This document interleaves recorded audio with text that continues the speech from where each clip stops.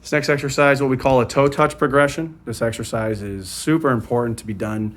I recommend patients to do it every day if they can make the time. It takes about 5 minutes or so to run through. Really important for establishing a good posterior weight shift through the pelvis, which is important in functional movements like squatting, deadlifting, getting on and off a toilet seat, getting out of a car, for all aspects of life, even our young athletes. Super important to really get that posterior weight shift, and this toe touch progression is a good way to kind of set the body in motion for the day. So what Chris is going to do first is going to take a pillow. You can use a small ball, put it between the knees. He's going to walk up to the 2x6 here on the floor, toes and heels touching. You want them to touch, and you want that pillow or ball to be small enough that you can still achieve this position, but enough that you can also give a little bit of a squeeze onto that pillow.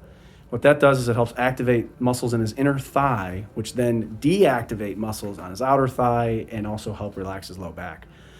The board is set up to provide him with the proper weight shifting so his brain can work with his muscles and move properly and to get this weight shift to happen correctly.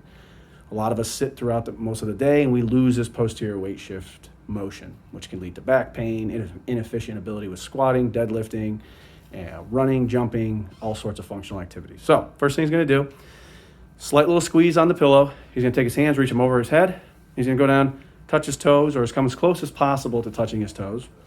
And you're going to come back up. We're going to repeat that 5 times. Each time, reaching all the way up towards the ceiling, and then returning down, trying to touch. Good. A couple more. Great. Now he's going to walk over the board, take the pillow out just to be safe there. Good. Pillow back in between the knees, toes and heels touching. Now that heels are elevated, hands up over the head, reach down, touch your toes. And we're also going to repeat that about 4 or 5 times.